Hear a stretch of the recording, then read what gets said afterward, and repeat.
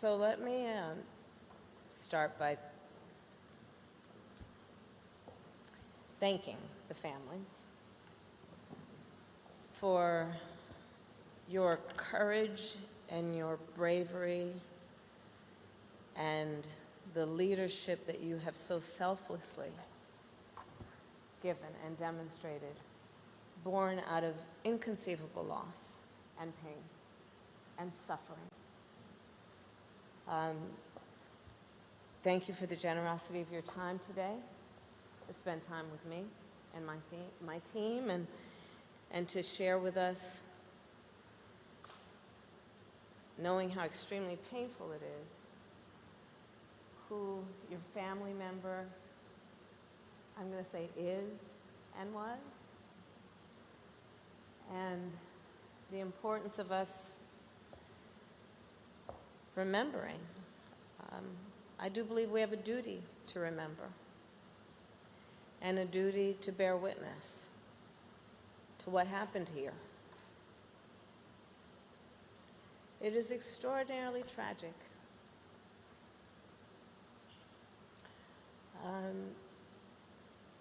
These were beautiful people who I've come to know through their family members. They are so much bigger and more than a statistic. They should be so much bigger and more than the subject of politics or gamesmanship. We're talking about beautiful people who each, in different ways, were heroes in the context of their community, be it their family, their classroom, or their lives. Everything from, I'm going to now maybe leave out some, but I'm thinking about all of them, but from who was an extraordinary swimmer and received a scholarship to a veteran of our armed services, to older brothers and younger sisters of their siblings. Beautiful people whose lives were tragically taken by an act of violence. You know, part of what I talked with the families about is the fact that 1 in 5 families in America has a family member that has died because of gun violence. That the leading cause of death for the children of America is gun violence. Some of us talked about the parents of children who were lost. It wasn't a car accident. It wasn't some form of cancer. It was gun violence. And what I saw then here, after I spent time with the families, during the walkthrough of the building where these crimes occurred, is a moment frozen in time. High school classrooms. The desks are still in the configuration they were in on that Valentine's Day 6 years ago. The moment is frozen in time where there was, in a classroom that was known for having a teacher that was pretty strict, the teacher relented to the students who said, "Hey, can't we be a little bit more informal today? And instead of having the desks lined up in a row, have them pointed to face each other." I was in classrooms where, frozen in time, the laptops of that era are still on the desks, which have since gathered dust. Frozen in time, on some of the desks, the snacks that the students were eating, and on the whiteboard and plastered against the wall, various admonitions that the teacher had clearly given the students. I saw one that said something like, "No excuses allowed," to tablets, and clearly where notes and homework had been done. frozen in time.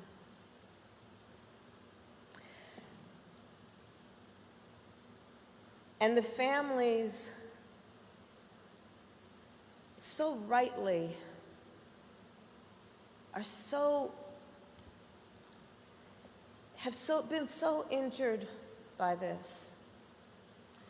Those injuries that in acts of violence like this are seen and obvious and also invisible. The trauma that results from this kind of violence that takes place every day in America, and in a profound number took place here 6 years ago.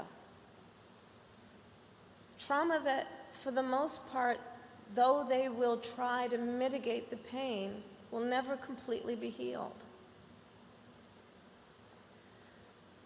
We have to understand the facets of this also. When we do reflect and review, and dare I say study, what happened here at Stoneman Douglas.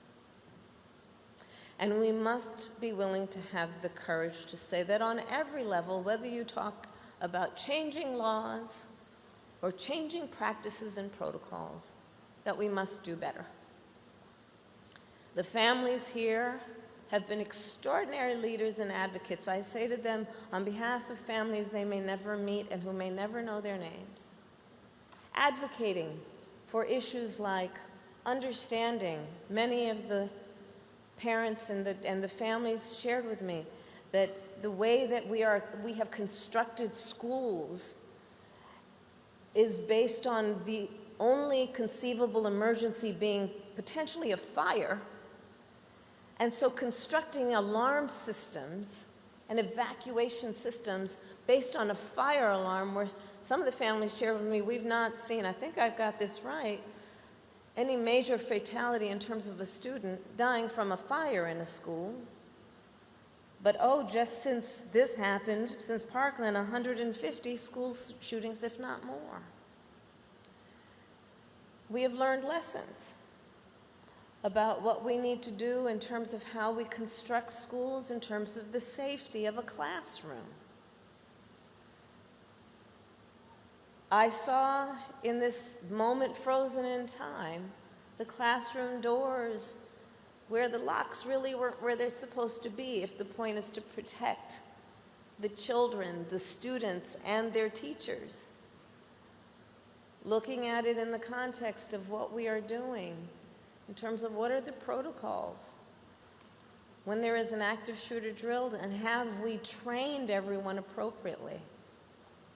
Thinking about how we can be better in terms of empowering families and communities when there is knowledge that someone might be a harm or create a harm to themselves or others.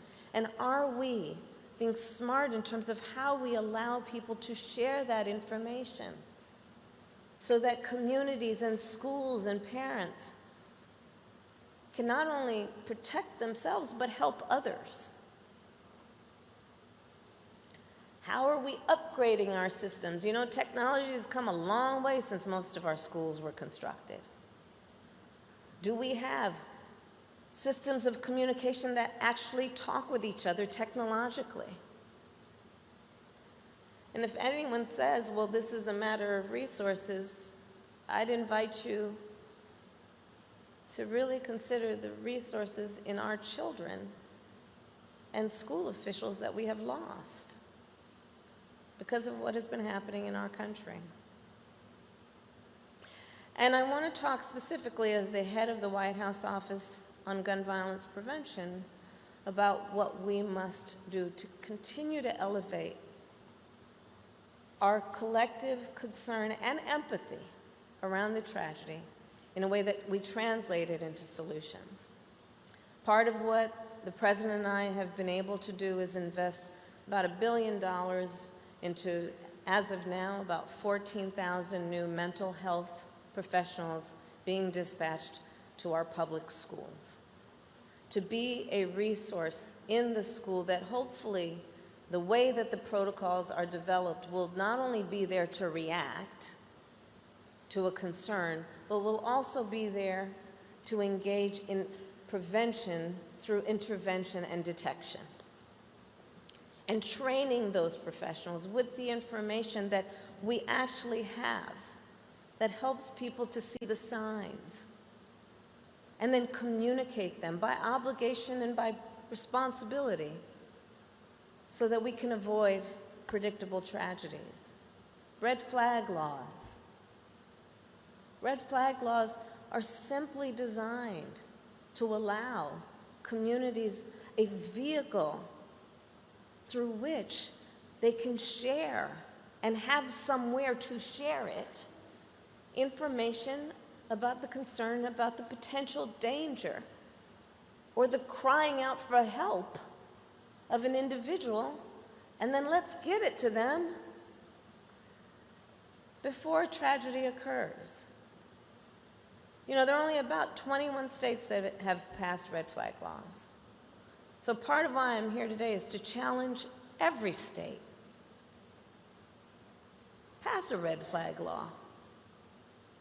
See how these leaders and these parents, through their advocacy born out of tragedy, have changed some of the laws in this state, including on that issue, to the betterment of everyone.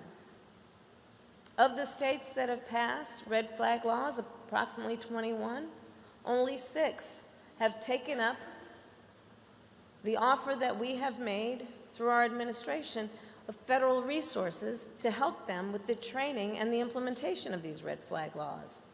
Of the 21 that have passed red flag laws, I challenge the others, come on over. We got some resources for you to help you implement the work that you have done that has been the work of a leader on this tragic issue. The second reason I am here is to announce that today I am launching the National Resource Center for Red Flag Laws. And this National Resource Center will be a place where we will, through that, provide for training for local leaders on how to use red flag laws and keep communities safe. So these are just but some of the ways that we can learn from what happened here. And of course, as you know, I will continue to advocate for what we must do in terms of universal background checks, an assault weapons ban, what we must continue to do to treat, diagnose, and treat trauma in our communities. And there won't be complete agreement on all that must be done to address these kinds of tragedies. But there are some that, frankly, to use a colloquialism, are just no-brainers. And one of the points, again, that I will emphasize about today is the red flag law as a tool that can help us address some of the tragedies that we know have occurred and occurred here. So with that, again, I will say thank you to the leaders of this community, starting with these families. This school is soon going to be torn down, but the memory of it will never be erased. And let us, through the courage and the call to action of these families, find it in ourselves to consider what they've been through as some level of motivation and inspiration for all of us to do more. Thank you.